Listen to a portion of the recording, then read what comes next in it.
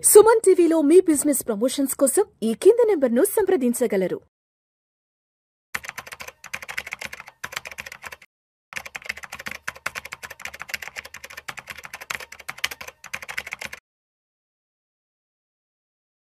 నమస్తే.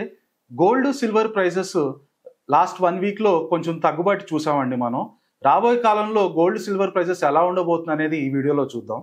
మొదటగా మీరు గోల్డ్ ఈ గ్రాఫ్ కనుక మీరు చూస్తే 1970s ఎప్పుడైతే డాలర్ని గోల్డ్ని డీలింగ్ చేశారో అప్పటి నుంచి గోల్డ్ పెరగడం మొదలుపెట్టింది.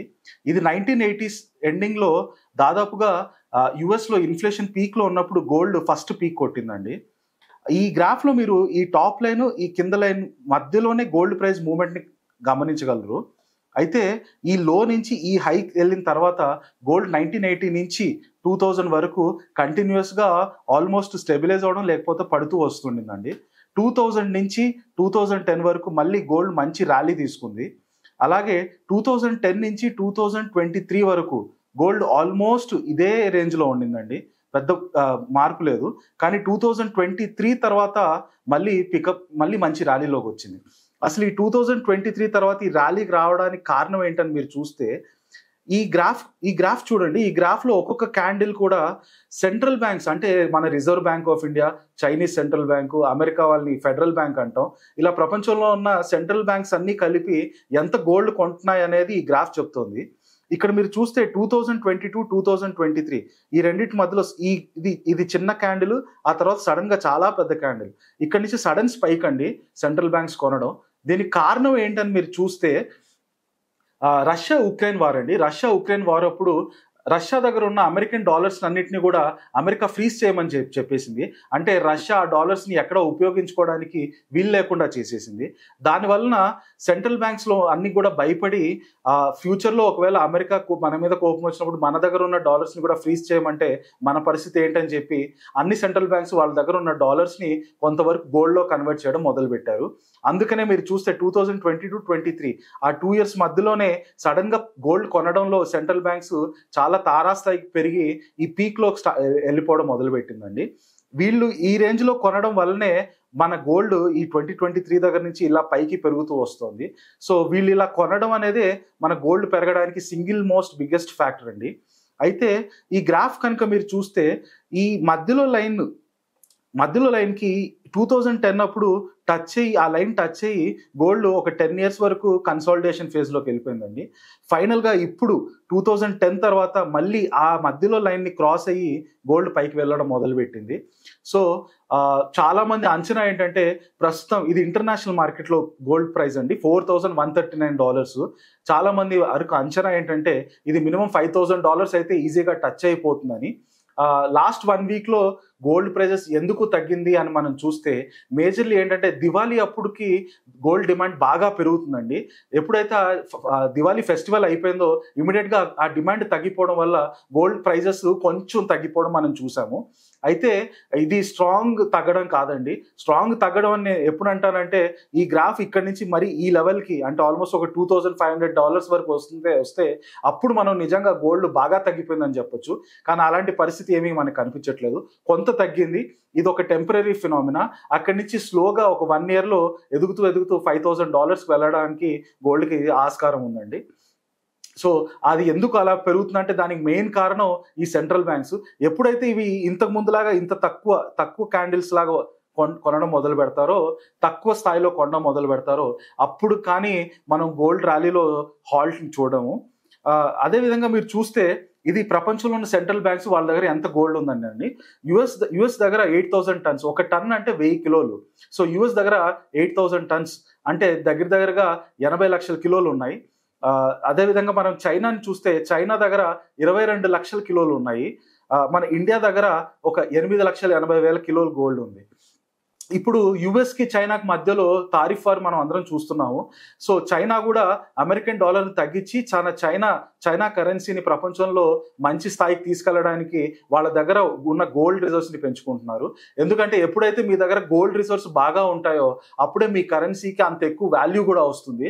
ఎందుకంటే ఫ్యూచర్లో ఒకవేళ మీ కరెన్సీ వాల్యూ పడిపోతే మీకు రిటర్న్ ఇవ్వడానికి గోల్డ్ ఉంటుంది కనుక చైనా అందువలన అమెరికన్ ఉన్న 80 లక్షల గోల్డ్ ఎంతైతే ఉందో అమెరికా దగ్గర, దాన్ని మ్యాచ్ చేయడానికి చైనా ప్రస్తుతం ఉన్న 22 లక్షల నుంచి కనీసం 30 లక్షలు 40 లక్షల దగ్గరికి వెళ్ళొచ్చండి.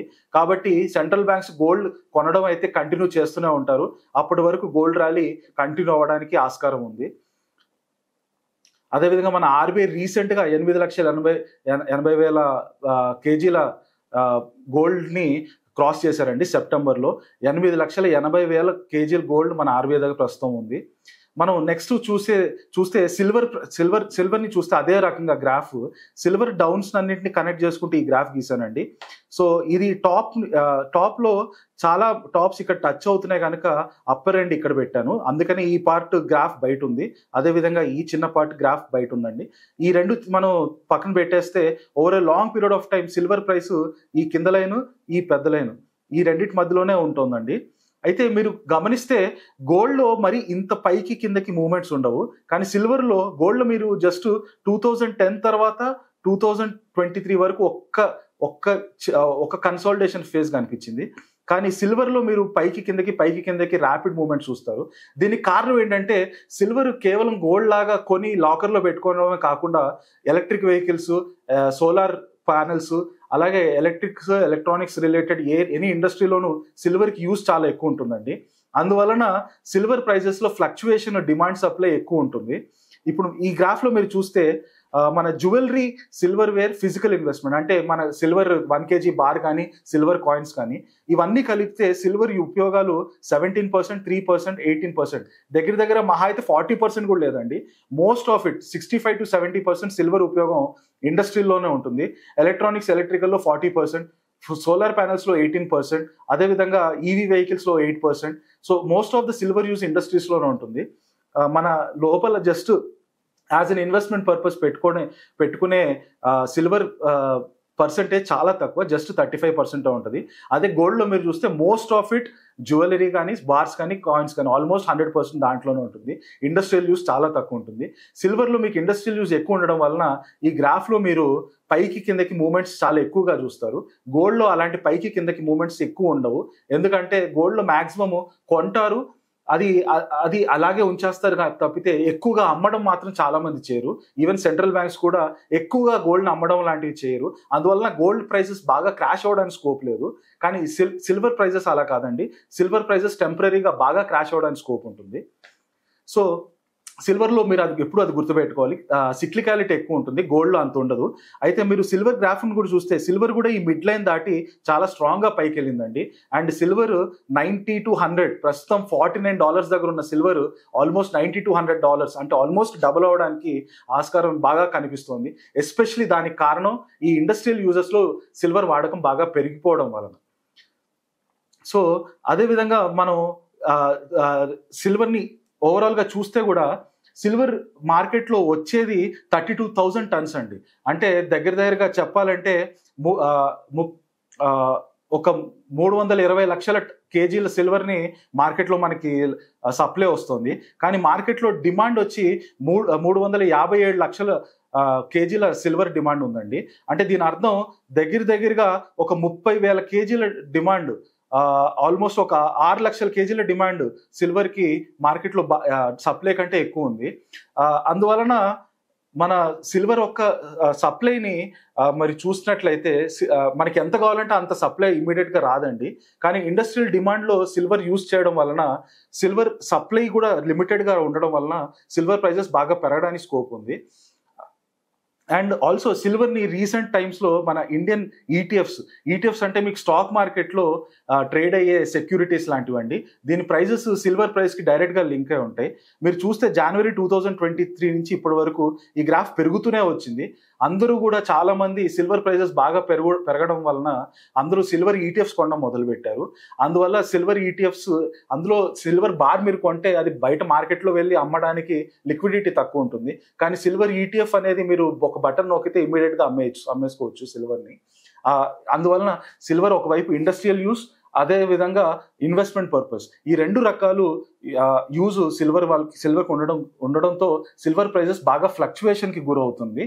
అయితే ప్రస్తుతం ఉన్న $49 నుంచి ఈజీగా ఒక $90 వెళ్ళడానికి అయితే చాలా మంచి పొటెన్షియల్ కనిపిస్తుందండి సిల్వర్కి.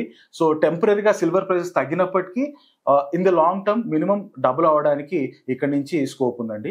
ఇదండి గోల్డ్ సిల్వర్కి మనం గ్రాఫ్ని పరిశీలించుకుంటే.